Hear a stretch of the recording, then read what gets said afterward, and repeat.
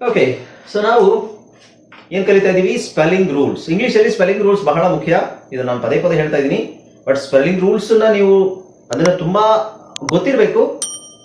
Spelling rules ನಮಗೆ ಗೊತ್ತಿದ್ರೆ ನಾವು ಚೆನ್ನಾಗಿ ಓದ್ತೀವಿ ಅಂತಲ್ಲ, ನಮಗೆ ಗೊಂದಲಗಳು ಅಥವಾ ಕನ್ಫ್ಯೂಷನ್ಸ್ ಕಡಿಮೆ ಆಗುತ್ತೆ. ಇದ್ಯಾಕೆ ಹಂಗೆ ಬರುತ್ತೆ, ಅದ್ಯಾಕೆ ಹಿಂಗೆ ಬರುತ್ತೆ ಅನ್ನೋದು ನಮಗೆ ಪ್ರಶ್ನೆಗಳು ಕಡಿಮೆ ಆಗ್ತಾ ಹೋಗ್ತವೆ. ಓಕೆ, ಸೊ ಈಗ ನೀವೇ ಕೇಳ್ತಿದ್ರೆ ನನಗೆ ಟಿ ಎಚ್ ಬಂದಾಗ, ನಾನು ಹೇಳಿದೆ ಟಿ ಎಚ್ ಬಂದಾಗ ಎರಡು ಸೌಂಡ್ ಇದೆ. ಎರಡು ಸೌಂಡ್ ಎಲ್ಲಿ ಹೇಳೋದು? ಟಿ ಎಚ್ ನ ಥ ಅಂತ ಎಲ್ಲಿ ಹೇಳೋದು, ದ ಅಂತ ಎಲ್ಲಿ ಹೇಳೋದು? ಓಕೆ, ಸೊ ಟಿ ಎಚ್ ನ ನಾವು ದ ಅಂತ ಫಸ್ಟ್ ಥ ನೋಡೋಣ. ಥ ಅನ್ನೋದಕ್ಕೆ ವಾಯ್ಸ್ಲೆಸ್ ಸೌಂಡ್ ಅಂತ ಹೇಳ್ತೀವಿ. ಥ. ದ ನ ನಾವು ವಾಯ್ಸ್ಡ್ ಸೌಂಡ್ ಅಂತ ಹೇಳ್ತೀವಿ. ಅದು ನಿಮಗೆ ಗೊತ್ತಿಲ್ಲದ್ರೂ ಪರವಾಗಿಲ್ಲ. ಥ ವಾಯ್ಸ್ಲೆಸ್. ಥ ವಾಯ್ಸ್ಲೆಸ್ ಅಂದ್ರೆ ಥ ನ ನಾವು ಗಂಟ್ಲಲ್ಲಿ ಲೈಕ್ ಧ್ವನಿ ಪೆಟ್ಟಿಗೆ ನಿಮಗೆ ಜಾಸ್ತಿ ಇದಾಗುದು ಅಂತ ಹೇಳ್ಬೋದು. ದ ಹೇಳ್ಬೇಕಂದ್ರೆ ನೀವು ಇಲ್ಲಿ ಸೌಂಡ್ ಆಗುತ್ತೆ, ವೈಬ್ರೇಷನ್ ಆಗುತ್ತೆ. ಅದಕ್ಕೆ ವಾಯ್ಸ್ಲೆಸ್ ಅಂಡ್ ವಾಯ್ಸ್ಡ್ ಅಂತ ಹೇಳ್ತೀವಿ. ಓಕೆ, ಸಾಫ್ಟ್ ಅಥವಾ ಹಾರ್ಡ್ ಅಂತ ಹೇಳ್ಬೋದು. T H ಥ. ಥ ನಾವು ಎಲ್ಲಿ ಬಳಸ್ತೀವಿ ಗೊತ್ತಾ? ಇದನ್ನು ಸ್ವಲ್ಪ ಕರೆಕ್ಟ್ ಆಗಿ ಅರ್ಥ ಮಾಡ್ಕೊಳ್ಳಿ. ಡೀಟೇಲ್ ಆಗಿದೆ, ತೋರಿಸ್ತೀನಿ. ಥ ಎಲ್ಲೆಲ್ಲಿ ಬಳಸ್ತೀವಿ ಅಂತ 3 ಪಾಯಿಂಟ್ ಇದೆ. ದ ಎಲ್ಲೆಲ್ಲಿ ಬಳಸ್ತೀವಿ ಅಂತ 3 ಪಾಯಿಂಟ್ ಇದೆ. ಒಂದೊಂದೇ ಡೀಟೇಲ್ ಆಗಿ ನಾನು ಹೇಳ್ತೀನಿ ನೋಡಿ. ರೂಲ್ ನಂಬರ್ 8 ಅಲ್ಲಿ ಸಾಫ್ಟ್ ನಾವು ಥ ನ ಎಲ್ಲಿ ಬಳಸ್ತೀವಿ ಅಂದ್ರೆ at the beginning of content words. So at the beginning of content words. Hi friends, ಇದೊಂದು ವಿಶೇಷ ಸೂಚನೆ. ನಮ್ಮಲ್ಲಿ ಇದೀಗ ಆನ್ಲೈನ್ ಸ್ಪೋಕನ್ ಇಂಗ್ಲಿಷ್ ಕೋರ್ಸ್ನ ಹೊಸ ಬ್ಯಾಚ್ ಶುರುವಾಗಿದೆ. ನೀವು ಇನ್ಮೇಲೆ ಎಲ್ಲೂ ಹೊರಗಡೆ ಹೋಗಿ ಇಂಗ್ಲಿಷ್ ಕಲಿಯುವ ಅವಶ್ಯಕತೆ ಇಲ್ಲ. ಮನೆಯಲ್ಲೇ ಕೂತ್ಕೊಂಡು ಯಾವುದೇ ಟೆನ್ಷನ್ ಇಲ್ಲದೆ, ಏನು ಮುಗಿದಿರಬಿಲ್ಲದೆ ಇಂಗ್ಲಿಷ್ ಮಾತಾಡೋದನ್ನ ಕಲಿಯಬಹುದು. ಸ್ನೇಹಿತರೆ, ಸ್ಪೋಕನ್ ಇಂಗ್ಲಿಷ್ ಮಾತ್ರ ಅಲ್ಲ, ನಿಮಗೆ ಇಂಗ್ಲಿಷ್ನ ಓದಲಿಕ್ಕೆ ಬರಲಿಕ್ಕೆ ಬರಲ್ಲ ಅಂತ ಇಟ್ಕೊಳ್ಳಿ. ಈಗ ಇಂಗ್ಲಿಷಲ್ಲಿ ನಿಮಗೆ ಓದಲಿಕ್ಕೆ ಬರಲಿಕ್ಕೆ ಬರಲ್ಲ, ಬರೀ ನಿಮಗೆ ಎಬಿಸಿಡಿ ಮಾತ್ರ ಗೊತ್ತು, ಅಥವಾ ಎಬಿಸಿಡಿ ಗೊತ್ತಿಲ್ಲ ಅಂತ ಇಟ್ಕೊಳ್ಳಿ. ಸೊ ಎಬಿಸಿಡಿ ಗೊತ್ತಿಲ್ಲ ಅಂತ ಪರವಾಗಿಲ್ಲ, ನಾವು ನಿಮಗೆ ಇಂಗ್ಲಿಷ್ನ ಬೇಸಿಕ್ ಇಂದನೇ ಓದಲಿಕ್ಕೆ ಮತ್ತೆ ಬರಲಿಕ್ಕೆ ಸಹ ಹೇಳ್ಕೊಡ್ತೀವಿ. ಅದು ಅಲ್ಲದೆ ನೀವು ಒಂದು ವೇಳೆ ಕನ್ನಡನೇ ಬರಲ್ಲ ಅಂತ ಇಟ್ಕೊಳ್ಳಿ, ಕನ್ನಡನೂ ಹೇಳ್ಕೊಟ್ಟು ಕನ್ನಡದಿಂದ ಇಂಗ್ಲಿಷ್ನ ಹೇಗೆ ಓದೋದು, ಕನ್ನಡನೂ ನಾವು ಹೇಳ್ಕೊಟ್ಟು ಅದರ ಮೂಲಕ ಇಂಗ್ಲಿಷ್ನ ಹೇಗೆ ಕಲಿಯೋದು ಅನ್ನೋದನ್ನ ನಾವು ಈ ಕೋರ್ಸಲ್ಲಿ ಇನ್ಕ್ಲೂಡ್ ಮಾಡಿದ್ದೀವಿ. ಸ್ನೇಹಿತರೆ, ಈ ಕೋರ್ಸನ್ನು ಚಿಕ್ಕ ಮಕ್ಕಳನ್ನು ಹೊರತುಪಡಿಸಿ ಬೇರೆ ಯಾರು ಬೇಕಾದ್ರೆ ಈ ಕೋರ್ಸ್ಗೆ ಜಾಯ್ನ್ ಆಗಬಹುದು. ನೀವು ಕೆಲಸಕ್ಕೆ ಹೋಗೋರು ಇರ್ಬೋದು, ಮನೆಯಲ್ಲಿ ಇರ್ಬೋದು, ಅಥವಾ ನೀವು ಯಾವುದೋ ಒಂದು ಬಿಸ್ನೆಸ್ ಮಾಡ್ತಾ ಇರ್ಬೋದು. ಓಕೆ, ಸೊ ಯಾರು ಬೇಕಾದ್ರೂ ಈ ಕೋರ್ಸ್ನ ಜಾಯ್ನ್ ಆಗಬಹುದು. ಹಾಗಾದ್ರೆ ಸ್ನೇಹಿತರೆ, ತಡ ಯಾಕೆ?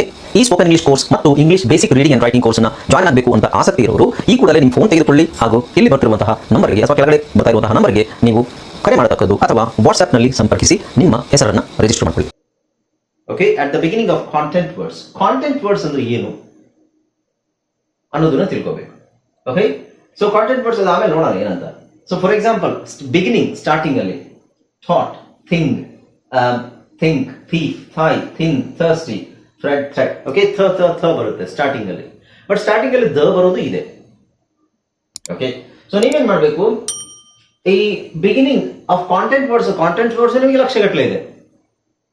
ಅದನ್ನೆಲ್ಲ ನಾವು ಪದಗಳು ನೆನ್ಪಿಟ್ಕೊಳ್ಳೋಕ್ಕಾಗಲ್ಲ. ಸೊ ಅದ್ರಲ್ಲಿ ನೌನ್ಸ್, ವರ್ಬ್ಸ್, ಆಡ್ಜೆಕ್ಟಿವ್ಸ್, ಆಡ್ವರ್ಬ್ಸ್ ಇವೆಲ್ಲ ಬರ್ತವೆ, ಸುಮಾರು ಇದಾವೆ, ಲಕ್ಷಗಟ್ಟಲೆ ಇದಾವೆ. ಬಟ್ ನಮಗೆ ಕಡಿಮೆ ಇರೋದು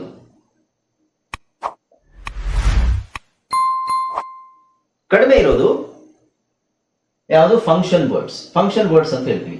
ಫಸ್ಟ್ ದ ನೋಡೋಣ, ಅಂದ್ರೆ ಟಿ ಎಚ್ ನೋಡಿದ್ವಿ. ಈಗ the. So T H starting ಅಲ್ಲಿ ಬಂದಾಗ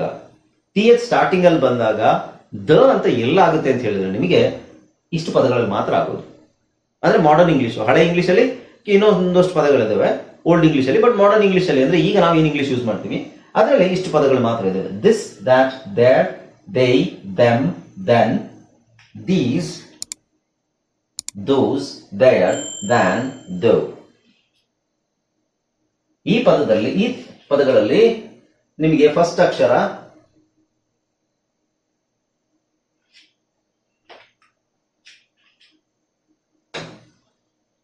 ಇಲ್ಲೆಲ್ಲ ಫಸ್ಟ್ ಅಕ್ಷರ ನಿಮಗೆ ದ.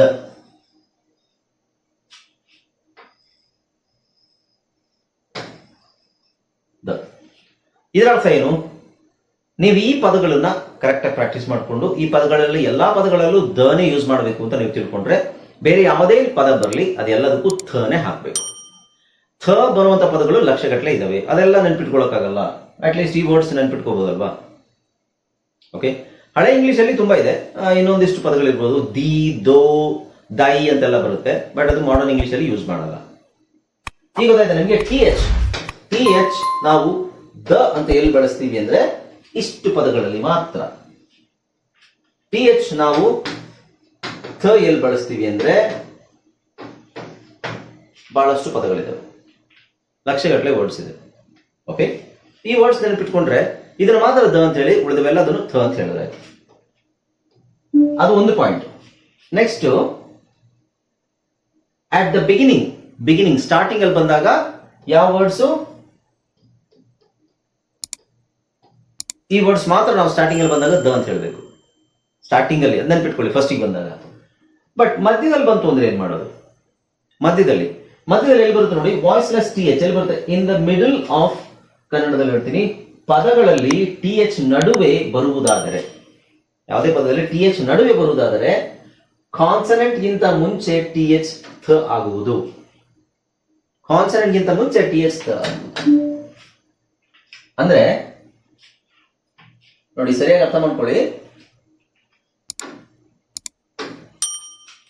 ಕಾನ್ಸನೆಂಟ್ ಗಿಂತ ಮುಂಚೆ ಇಲ್ಲಿ ನೋಡಿ ಬರ್ತ್ ಡೇ ಅಂತಿದೆ.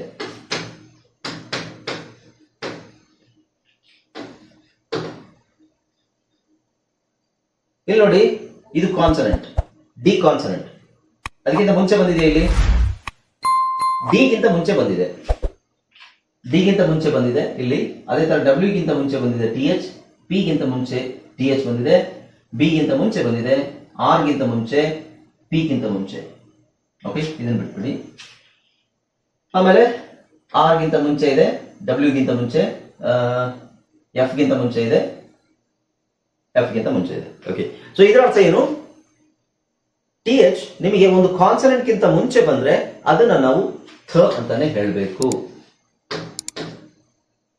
ಇಂಗ್ಲಿಷ್ ಅಲ್ಲಿ ಇದು ಯೂಸ್ ಮಾಡಲ್ಲ ಜಾಸ್ತಿ, ಇದನ್ನೇ ಯೂಸ್ ಮಾಡೋದು. ಓಕೆ, ಸೊ ಹಾಗಾಗಿ ನಾನು ಇದನ್ನೇ ಕೊಡ್ತಾ ಇದ್ದೀನಿ. ದ, ಇದನ್ನ ದ ಅಂತ ಅನ್ಕೋಬೇಡಿ, ದಿಸ್ ಇಸ್ ಥ. ಥ, ದ ಅಂತ ಅನ್ಕೋಬೇಡಿ. ತುಂಬಾ ಜನ ಇದನ್ನ ದ ಅಂತ ಅನ್ಕೋತಾರೆ. ದ ಒಂದು, ಇದು ದ, ದ. ಇಲ್ಲಿ ಚುಕ್ಕೆ ಹಾಕಿದ್ರೆ ಏನಾಗುತ್ತೆ? ಅದು ಥ. ಓಕೆ, ಯಾ. ಸೊ ಇಲ್ಲಿ ನೋಡಿ, ಕಾನ್ಸನೆಂಟ್ ಗಿಂತ ಮುಂಚೆ ನಾವು ಥನೇ ಯೂಸ್ ಮಾಡೋಕೆ, ಅದು ನಾವು ದ ಹಾಕ್ಲಿಕ್ಕೆ ಆಗಲ್ಲ ಅಲ್ಲಿ, ಅದು ಬಾಯಿ ನಮ್ಮ ನಾಲಿಗೆ ಇದಾಗ ಹೊರಳಲ್ಲ. Like birthday, birthday, birthday ಆಗಲ್ಲ, birthday. Earthworm, earth worm.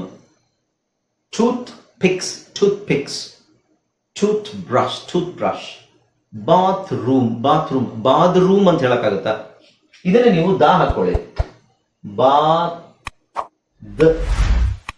Room, bathroom ಅಂತ ಈಸಿ ಆಗುತ್ತೆ ನಮಗೆ ಹೇಳಕ್ಕೆ. ಬಾತ್ ರೂಮ್ ಯಾವುದು? Bathroom. ಸೊ ಅದಕ್ಕೆ ಕಾನ್ಸನೆಂಟ್ ಗಿಂತ ಮುಂಚೆ ನಾವು ಟಿ ಎಚ್ ಬಂದ್ರೆ ಅದನ್ನ ಇಟ್ ಈಸ್ ಆಲ್ವೇಸ್ ಥ. Okay, right. ಕೆಲವುದು ಎಲ್ಲೋ ಅಲ್ಲೇ ಇಲ್ಲೋ ಬರುತ್ತೆ, ಅದು ಯಾವುದು ಅಂತ ಹೇಳ್ತೀನಿ. ಬಟ್ ಆಲ್ಮೋಸ್ಟ್ ನಿಮಗೆ 99% ವರ್ಡ್ಸ್ ಬಂದು ಕಾನ್ಸನೆಂಟ್ ಗಿಂತ ಮುಂಚೆ ಬಂದ್ರೆ ಇಟ್ ಈಸ್ ಥ. Okay, right. ನೆಕ್ಸ್ಟ್, ಆಮೇಲೆ at the end of any word, ಯಾವುದೇ ಪದದ ಕೊನೆಯಲ್ಲಿ ಟಿ ಎಚ್ ಏನಾಗುತ್ತೆ? ಥ ಆಗುತ್ತೆ, ದ ಆಗಲ್ಲ. ಕೊನೆಯಲ್ಲಿ ಲಾಸ್ಟ್ ಅಲ್ಲಿ ಬಂದ್ರೆ ನಿಮಗೆ ಟಿ ಎಚ್ ಇಸ್ ಆಲ್ವೇಸ್ ಥ, ದ ಆಗಲ್ಲ. ಒಂದು ಸಿಂಪಲ್ ಉದಾಹರಣೆ ಕೊಡ್ತೀನಿ.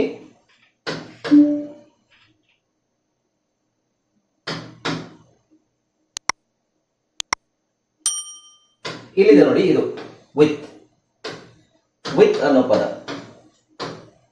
ವಿತ್, ಇದು ವಿ,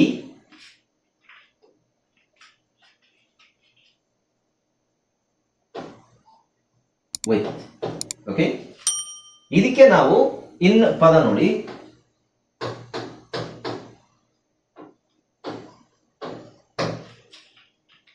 ಇದು ಲಾಸ್ಟ್ ಅಲ್ಲಿ ಬಂದಿದೆ, ಇದು ಮಧ್ಯದಲ್ಲಿ ಬಂದಿದೆ, ಬಟ್ ಪದ ಒಂದೇನೆ. ಯಾವುದು? With out, with out.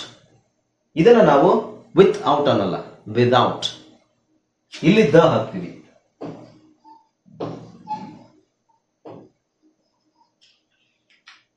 Without, with. ಕೊನೆಯಲ್ಲಿ ಬಂದ್ರೆ ಟಿ ಎಚ್ ಅಂತ ಹೇಳಬೇಕು. ಇಲ್ಲಿ ಮಧ್ಯದಲ್ಲಿ ಬಂದಿದೆ, ಅದಕ್ಕೆ ಮಧ್ಯದಲ್ಲಿ ಬಂದೆ ಎಲ್ಲ ದ ಅಂತಲ್ಲ, ಅದು ಮಧ್ಯದಲ್ಲಿ ಬಂದ್ರೆ ಎಲ್ಲಿ ಬಂದ್ರೆ ದ ಅಂತ ಹೇಳ್ಬೇಕು, ಅದನ್ನು ಹೇಳ್ತೀನಿ ನಾನು. ಇದು ವಿದೌಟ್. ಸೊ ಪದ ಒಂದೇನೆ. ಹಾ,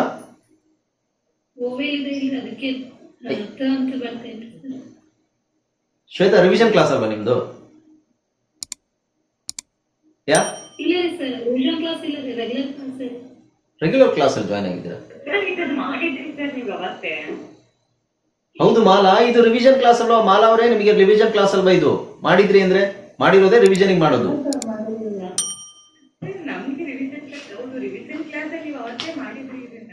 ರಿವಿಷನ್ ಕ್ಲಾಸ್ ಅಲ್ಲಿ ಮಾಡಿಲ್ಲ, ಇದು ಹೊಸ. ನೀವು ಬೇರೆ ಯಾವುದೋ ರಿವಿಷನ್ ಕ್ಲಾಸಿಗೆ ಜಾಯ್ನ್ ಆಗಿದ್ರೆ ಅಲ್ಲಾಗಿರ್ಬೋದು. Okay okay. ಸೊ ಇಲ್ಲಿ ವಿದೌಟ್ ದ ಯಾಕೆ ಹಾಕ್ತೀವಿ ಅಂತ ಹೇಳಿದ್ರೆ ವಾವೆಲ್ಸ್ ಬಂದಿದೆ ಅಂದ್ರೆ ಎಸ್ ಅಫ್ಕೋರ್ಸ್. ಈಗ ನಾನು ಇಲ್ಲಿ ಕಾನ್ಸನೆಂಟ್ ಬಂದಿರೋದ್ರಿಂದ ಇದ್ರ ಪಕ್ಕದಲ್ಲಿ ಕಾನ್ಸನೆಂಟ್ ಬಂದ್ರೆ ಮಾತ್ರ ನಾವು ಥ ಅಂತ ಹೇಳ್ತೀವಿ. ವಾವೆಲ್ ಬಂದ್ರೆ ಅದನ್ನ ನಾವು ದ ಅಂತಾನೆ ಹೇಳ್ತೀವಿ. ವಾವೆಲ್ ಎರಡು ವಾವೆಲ್ ಮಧ್ಯದಲ್ಲಿ ಬಂದಾಗ ಓಕೆ ತೋರಿಸ್ತೀನಿ, ಅದನ್ನು ತೋರಿಸ್ತೀನಿ ನಿಮಗೆ. ಸೊ ಇಲ್ಲಿ ಕೊನೆಯಲ್ಲಿ ಯಾವುದೇ ಪದದಲ್ಲಿ ಕೊನೆಯಲ್ಲಿ ನಿಮಗೆ TH ಬಂದ್ರೆ ಇಟ್ ಈಸ್ ದ ಆಗೋದಿಲ್ಲ. ಓಕೆ. ಸೊ ಇಲ್ಲಿ ನೋಡಿ bath, math, month, broth, earth, tooth, wreath, ಥ ಇದೆಲ್ಲ ಥನೇ ಇದೆ. Path, strength, south, death, out, worth, ಮಾತ್.